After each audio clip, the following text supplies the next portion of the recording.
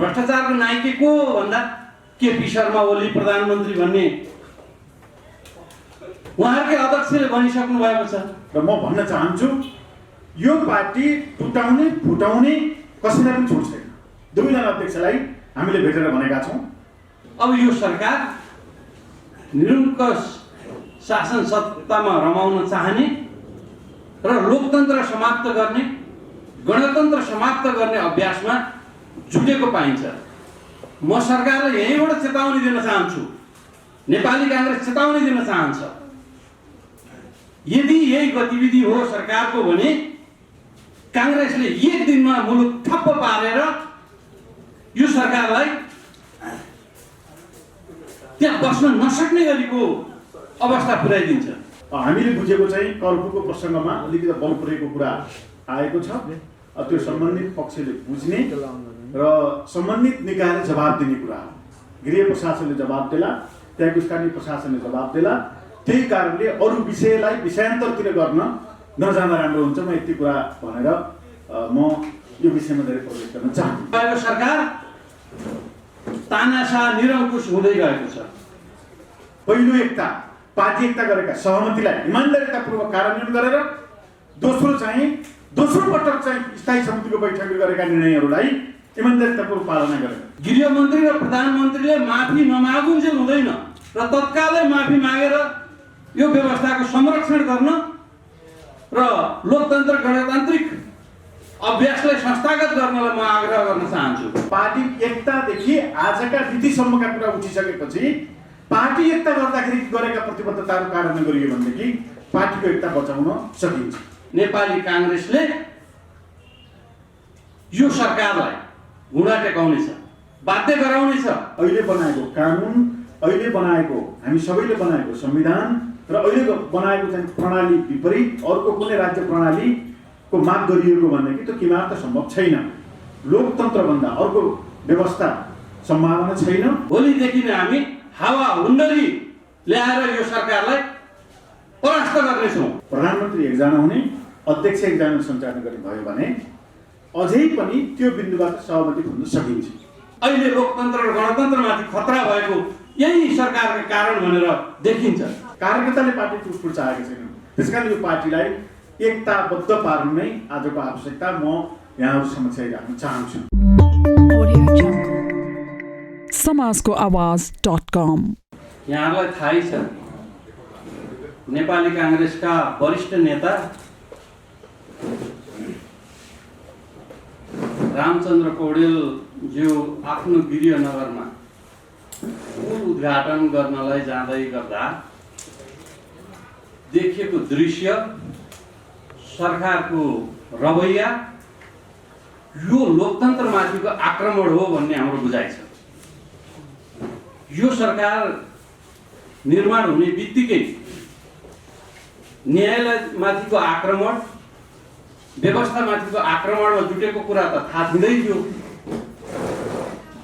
नेपाली काङ्ग्रेसले प्रतिपक्षमा रहेर सचेत गर्ने र यो व्यवस्था हामीले निर्माण गरेको संविधानलाई अक्षरवश पालना गराउनेमा प्रतिबद्ध थियो र अहिले विरोध गरिहाल्ने अवस्था भइरहेको छैन भन्ने हामीलाई लागेको थियो।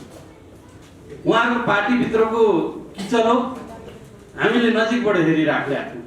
यसको सेरोफेरो जम्मा के हो भने अब यो सरकार निरङ्कुश शासन सत्तामा रमाउन चाहने र लोकतन्त्र समाप्त गर्ने गणतन्त्र समाप्त गर्ने अभ्यासमा जुटेको पाइन्छ।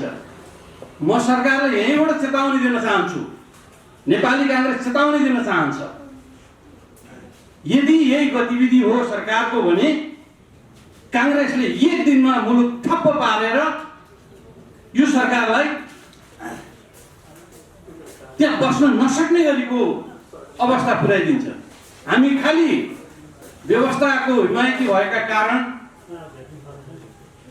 यसको संरक्षण गर्ने हाम्रो दायित्व हो। अहिले सरकारको पनि यो हदमा विरोध गरिहाल्ने अवस्था भएको छैन। भ्रष्टाचारमा व्यक्त छ। भ्रष्टाचारको नायक को भन्दा केपी शर्मा ओली प्रधानमन्त्री भन्ने उहाँहरूकै अध्यक्षले भनिसक्नु भएको छ। व्यवस्थाको संरक्षणका गर्नुपर्ने दायित्व बोकेको सरकार, जनताको हक हित अधिकारका लागि भनेर स्थापित भएको सरकार तानाशाह निरङ्कुश हुँदै गएको छ। म सरकारलाई सच्चिनका लागि आग्रह गर्न चाहन्छु, तत्कालै यो कुरालाई लिएर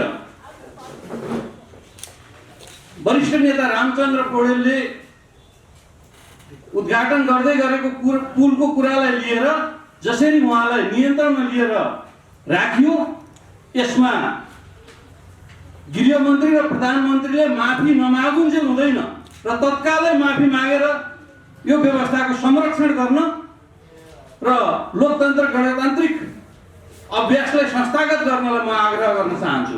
यदि त्यसो भएन भने नेपाली काङ्ग्रेसले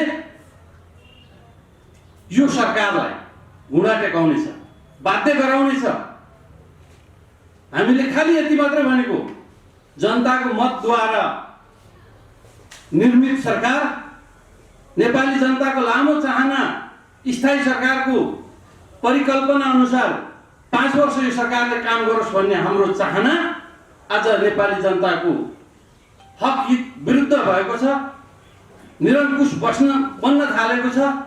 तानाशाह बन्दै गएको दृश्यहरू देख्न सकिन्छ। पार्टीभित्रै या पार्टी बाहिर व्यवस्थामाथिको आक्रमण गर्ने यसलाई अधिकार छैन। त्यसका लागि यो सरकार निर्माण भएको होइन, त्यसका लागि जनताले मत दिएको होइन। यदि यो सरकारले नमान्ने हो भने भोलिदेखि नै हामी हावा हुन्डरी ल्याएर यो सरकारलाई परास्त गर्नेछौँ। यति कुरा म आग्रह गर्न चाहन्छु। यहाँ आदरणीय नेता पनि हुनुहुन्छ, लोकतन्त्रवादी नै भनेर हामीले मानिराखेका छौँ। यो व्यवस्थामाथिको आक्रमण होइन, एउटा निष्ठावान जसले यो मुलुकमा लामो सङ्घर्ष गर्यो, पञ्चायतका विरुद्ध गर्यो, शासन पद्धतिका निमित्त लड्यो, जेल बस्यो र निष्कलङ्कित पार्टीको एउटा नेतालाई अब के पार्टीमाथिको प्रतिबन्ध हो यो? म सरकारलाई सोध्न चाहन्छु। यदि होइन भने सरकार सजियोस्, हाम्रो आग्रह छ। म धेरै कुरा गर्न चाहन्न। अहिले लोकतन्त्र र गणतन्त्रमाथि खतरा भएको यही सरकारका कारण भनेर देखिन्छ। अहिले के तत्त्वहरू सल्मलाएको पनि यही सरकारको कारण, सरकार चुर्लुङ्ग भ्रष्टाचारमा डुबेको कारण नै आज यो अवस्थामा मुलुक गुज्रिन पुगेको छ। हामी अहिले आग्रह मात्रै गर्छौँ, काङ्ग्रेसलाई बाध्य नगरियोस्, काङ्ग्रेसलाई कमजोर नठानियोस्, काङ्ग्रेसको शालीनतामाथि कमजोरका हिसाबमा आकलन नगरियोस्। अब काङ्ग्रेस चुप लागेर बस्ने स्थिति छैन। यदि यो कुरा सचिएन भने म प्रधानमन्त्रीज्यूलाई आग्रह गर्न चाहन्छु, गृहमन्त्रीज्यूलाई आग्रह गर्न चाहन्छु, फेरि पनि तत्कालै उहाँले माफी मागेर यो व्यवस्थाको संरक्षक हामी नै हो, हामीले गर्न पर्दछ, गणतन्त्र हामीहरूले ल्याएको हो भन्ने कुरा अनुभूति नेपाली जनतालाई दिलाउन आवश्यक छ। नभए काङ्ग्रेस अब चुप लागेर बस्ने स्थिति छैन। धन्यवाद। उपस्थित नेपाली काङ्ग्रेसको तर्फबाट आउनुभएका पार्टीका प्रतिनिधिहरू, उपस्थित पत्रकार साथीहरू, पूर्ववक्ता साथीहरूले भन्नुभएको विषय पनि ऋषिजीले यहाँ जोड्नु भएको छ। लोकतन्त्र हामी सबैले आन्दोलन गरेर, लडेर, ठुल्ठुला त्याग र बलिदान गरेर ल्याएको लोकतन्त्र हो। लोकतन्त्रलाई कसैले पनि मेट्न, मास्न, प्रयोग गर्न नदिन, प्रतिस्पर्धा गर्न नदिन, कहीँ कतै घुमाएर फिराएर एकदलीयता ल्याउन कसैले पनि चाहेको छैन। दलहरूका आफ्ना दृष्टिकोण, दर्शन छन्। हामी जनताको बिचमा आफ्ना दृष्टिकोण र विचारहरूलाई छलफल गर्न जाउँला। विभिन्न फोरमहरूद्वारा, विधिहरूद्वारा, पद्धतिहरूद्वारा, प्रणालीहरूद्वारा हामी छलफल गरौँला। तर फेरि पनि लोकतन्त्रप्रति हाम्रो निष्ठा, हाम्रो प्रतिबद्धता पूर्ण छ। अब जहाँसम्म चाहिँ तनावको घटनामा धेरै प्रवेश गर्न चाहन्न, त्यहाँको स्थानीय प्रशासनले दिएको जानकारी अनुरूप लोकतन्त्रसित सम्बन्धित विषय यो होइन, कर्फ्यूसित सम्बन्धित विषय भएको हुँदाखेरि जिज्ञास केही प्रशासनले बल प्रयोग गरेको कुरा साँचो हो। मैले यति मात्रै सुनेको छु र सम्बन्धित प्रशासनका प्रतिनिधिहरूले आफ्नो जवाबदेहिता प्रकट गरेका छन्, गर्लान्। आवश्यक पर्यो भनेदेखि भए गरेको के हो, घटना के हो, कुन प्रकृति के हो, कुन प्रसङ्गमा आदरणीय नेता रामचन्द्र पौडेल त्यहाँ पुग्नुभयो, प्रशासनको कर्फ्यू आदि इत्यादिको के थियो भन्ने कुरा सम्बन्धित प्रशासनले त्यहाँ जानकारी दिने कुरा हो। तर त्यही कारणले लोकतन्त्र धरापमा पर्यो जस्तो मलाई लाग्दैन। उहाँ लोकतन्त्रको निम्ति लडेको, आन्दोलन गरेको व्यक्तित्व हुनुहुन्छ रामचन्द्र पौडेल। त्यसकारण उहाँले आफ्नो जिल्लामा सबै प्रकारका गतिविधिहरू, कानुनसम्म प्रकृतिका गतिविधिहरू सबै गर्न छुट छ। उहाँ आबद्ध भएको पार्टीले आफ्नो नेतालाई कुनै पनि प्रकृतिको कार्यक्रममा सहभागी बनाउने, आफ्ना धारणाहरू राख्ने, सुन्ने, सुनाउने सबै प्रकारका अधिकारहरू संविधानले प्रदत्त गरेको छ, कानुनले बन्देज गरेको छैन, त्यो उहाँले पाउनुहुन्छ। हामीले बुझेको चाहिँ कर्फ्यूको प्रसङ्गमा अलिकति बल प्रयोगको कुरा आएको छ। त्यो सम्बन्धित पक्षले बुझ्ने र सम्बन्धित निकायले जवाब दिने कुरा हो। गृह प्रशासनले जवाब देला, त्यहाँको स्थानीय प्रशासनले जवाब देला। त्यही कारणले अरू विषयलाई विषयान्तरतिर गर्न नजाँदा राम्रो हुन्छ। म यति कुरा भनेर म यो विषयमा धेरै प्रवेश गर्न चाहन्छु। अब दोस्रो विषय, ऋषिजीले मलाई पार्टीभित्रको कुरा यहाँ उठाउन राख्नु भएको छ। निकै गम्भीर र जटिल मोडमा नेकपाको बैठक गुज्रिएको छ। पत्रकार साथीहरूलाई थाहा छ, कतिपय बेलामा तपाईँहरूले गरेका फोनहरू पनि, भनाइहरू पनि राख्न हामीलाई पनि कहिलेकाहीँ कठिन भएको छ। तर फेरि पनि हामी भन्छौँ, म आफ्नो तर्फबाट यो पार्टी जनताको बिचमा जुन विश्वास, जुन प्रतिबद्धता सहित जनताको बिचमा सार्वजनिक रूपमा नै कसम खाएर गठन भएको थियो, यो पार्टी टुटफुट विभाजनलाई रोक्नको निम्ति, यसलाई अझ थप सुदृढ गर्नको निम्ति बाँकी रहेका दिनहरू जुन तरलीकृत रूपमा 3 दिन अझै होमवर्क गर्ने भनेका छौँ र बैठकहरू घोषित भएका छन्।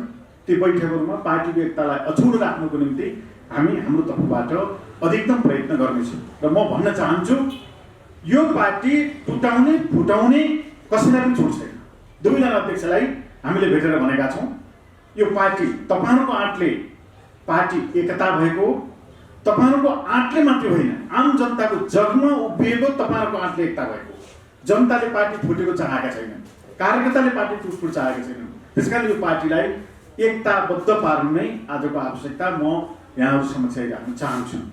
अब कसरी हुन्छ एकता भन्दाखेरि, एकता चाहिँ पार्टीमा गरेका सहमति, प्रस्तुत भएका प्रस्तावहरू, ती प्रस्तावहरूलाई एकले अर्कालाई खारेज गर्ने भनेर होइन, ती प्रस्तावहरूलाई गम्भीरतापूर्वक छलफल चलाएर, प्रस्तावहरूमाथि छलफल गरेर हामी निष्कर्षमा पुग्न सक्छौँ र पार्टीको घोषित केन्द्रीय समितिको बैठक हुँदै महाधिवेशनमा ती प्रस्तावहरूलाई लिएर जाने र पार्टीभित्रका निर्णयहरूलाई कार्यान्वयन गरी गइयो भनेदेखि हामी अगाडि बढ्न सक्छौँ। यसको निम्ति दुईटा उपायहरू छन्।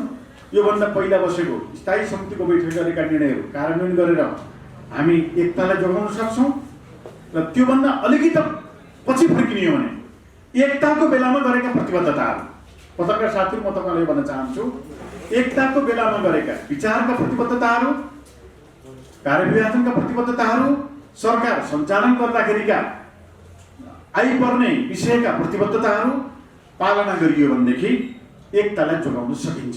त्यसकारणले प्रतिवेदनहरूमा जुन विषय उठेको छ, पार्टी एकतादेखि आजका नीतिसम्मका कुरा उठिसकेपछि पार्टी एकता गर्दाखेरि गरेका प्रतिबद्धताहरू कार्यान्वयन गरियो भनेदेखि पार्टीको एकता बचाउन सकिन्छ।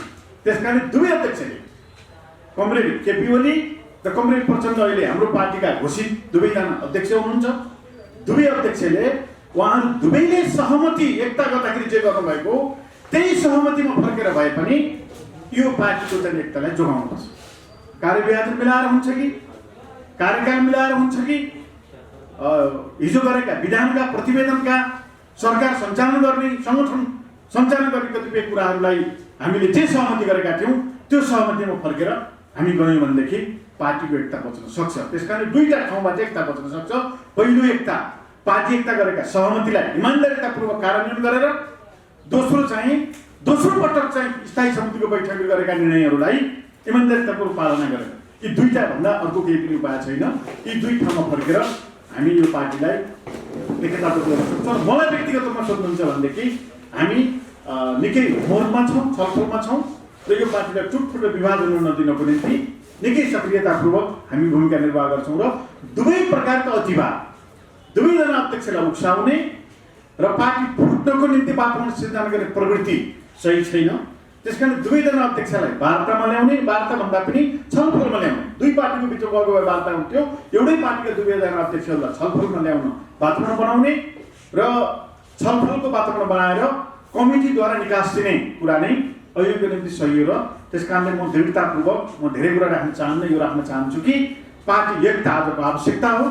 पार्टी एकतालाई जोगाएर पार्टीलाई विधि पद्धति र प्रणाली, एकता मात्र होइन विधि पद्धति र प्रणालीमा चलाउने गरी हामीले चाहिँ विगतका सहमति वरिपरि नै फेरि पनि नयाँ सहमति, विगतका सहमतिको जगमा नयाँ सहमति गरियो भनेदेखि हामी पार्टीको एकतालाई जोगाउन सक्छौँ। म यति कुरा राख्दै मेरो आफ्नो सम्झित गर्न चाहन्छु। धन्यवाद।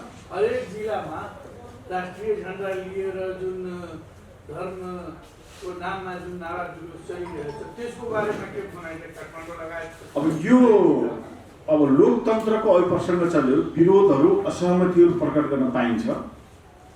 सरकारले कोभिडको बेलामा पनि सरकारले गरेको कतिपय निर्णय अनुरूप यस प्रकारका प्रदर्शनहरूलाई रोक लगाएको छैन। त्यसले पनि लोकतन्त्रको भरपुर प्रयोग गर्न पाएको सबैले महसुस गरेका छन्। तर फेरि पनि हामीले ठुल्ठुला आन्दोलनबाट प्राप्त गरेका उपलब्धिहरू, अहिले बनाएको कानुन, अहिले बनाएको हामी सबैले बनाएको संविधान र अहिले बनाएको चाहिँ प्रणाली विपरीत अर्को कुनै राज्य प्रणालीको माग गरिएको भनेदेखि त्यो किमार्थ सम्भव छैन। लोकतन्त्रभन्दा अर्को व्यवस्था सम्भावना छैन। युवात्व रूपमा हिजो कहीँ कतै जनताको आन्दोलनले तिरस्कृत गरिसकेको प्रणाली ल्याउने कुरा सोचिएको हो भनेदेखि सम्बन्धित युवा र त्यहाँ सहभागी हुनेहरूलाई हाम्रो अनुरोध छ, यही प्रणालीभित्र बसेर विकल्पको खोजी गरौँ। यो प्रणाली बाहेक अर्को प्रणाली ल्याउनेको खोजी गरियो भनेदेखि त्यो सम्भव छैन, त्यो सम्भावना छैन। त्यस कारणले सम्भावना नभएका कुराको चाहिँ खोजी गर्नु राम्रो हुँदैन। म यति टिप्पणी गर्न चाहन्छु। धन्यवाद। मलाई के बताउनु भन्दाखेरि नेपाल कम्युनिस्ट पार्टीलाई एक बनाउन लाग्यो नेता। अब जुन किसिमको केपी शर्माको विकल्पहरू पनि आएको छ, प्रधानमन्त्रीले के भन्नुभएको छ, 4 5 विकल्प दिनुभएको छ। अब प्रधानमन्त्रीलाई तपाईँहरू प्रधानमन्त्री मात्रै बनाएर पार्टी अध्यक्ष माधवमा नेपाललाई बनाएर एक व्यक्ति एक पदमा जाने सम्भावना के छ? अब कोही एकताको सूत्र बुझा गरेर भन्नुहोस् न। यो प्रश्नै छ। मैले ऋषिजीले धेरै पटक मलाई यहाँ बोलाउनु पनि भएको छ। यो आजको मात्रै मेरो मत होइन। पार्टी एकता हुँदाखेरि जुन सहमति दुई पार्टीको बिचमा भएको थियो, दुईजना अध्यक्षले जुन सहमति गर्नुभएको थियो, त्यो सहमति नै वैज्ञानिक र व्यवस्थित थियो। त्यो सहमति कार्यान्वयन भएको भए परिस्थिति चाहिँ यहाँसम्म पुग्ने थिएन। ऋषिजीले राखिसकेपछि म फेरि राख्न चाहन्छु, एक पद एक जिम्मेवारी पार्टीमा बेलाफत छलफल हुन गरेको छ। प्रधानमन्त्री एकजना हुने, अध्यक्ष एकजना सञ्चालन गर्ने भयो भने अझै पनि त्यो बिन्दुबाट सहमति खोज्न सकिन्छ। हामी त्यो बारेमा छलफल चलाएका छौँ। त्यस कारणले एउटै प्रकृतिको दुईटाको जिम्मेवारी हुँदा असहजताको महसुस हामीले 2.5 वर्षसम्म निरन्तर झेल्दै आएका छौँ। त्यसको निकास भनेको एकता हुँदाखेरिको सहमतिको पालना, एक व्यक्ति एक जिम्मेवारीको पालना पार्टीमा अगाडि बढाइयो भनेदेखि त्यसलाई फेरि पनि गर्न सकिन्छ। र हामी यो 2-3 दिनको छलफलमा त्यही कुरालाई फेरि एकपटक हामी छलफल चलाउँछौँ। अबको छलफलको विषय भनेको एक व्यक्ति स्वाभाविक रूपमा त्यही एक व्यक्ति एक पदको वरिपरि गयो भनेदेखि समस्या सुल्झिन सक्छ। म दृढतापूर्वक त्यही कुरा राख्न चाहन्छु। धन्यवाद। प्रधानमन्त्रीजीले नै निकास दिनुपर्छ। कसैले तपाईँ यहाँबाट हट्नुहोस् भनेर कसैले अहिले भनेको छैन। अस्तिको भदौको स्थायी समितिको बैठकमा बरु प्रसङ्गवश अनौपचारिक रूपमा कुरा उठेको, पार्टी निर्णय गरेको थिएन। र अहिले उहाँलाई चाहिँ यो पद चुन्नुहोस् कसैले भनेको छैन। यत्र विषय उठिसकेपछि पार्टीको अध्यक्षको हैसियतले, प्रधानमन्त्रीको हैसियतले पार्टी एकतालाई जोगाउँदै निकास दिने ठाउँमा अलिकति त्यो भूमिका निर्वाह गरेर ढोका खोल्ने ठाउँमा चाहिँ सामान्य प्रधानमन्त्री केपीजी हुनुहुन्छ। उहाँले चाहिँ पार्टी एकतालाई बचाउने गरी निकास दिनुपर्छ। म यति भन्न चाहन्छु। धन्यवाद। समाजको आवाज.com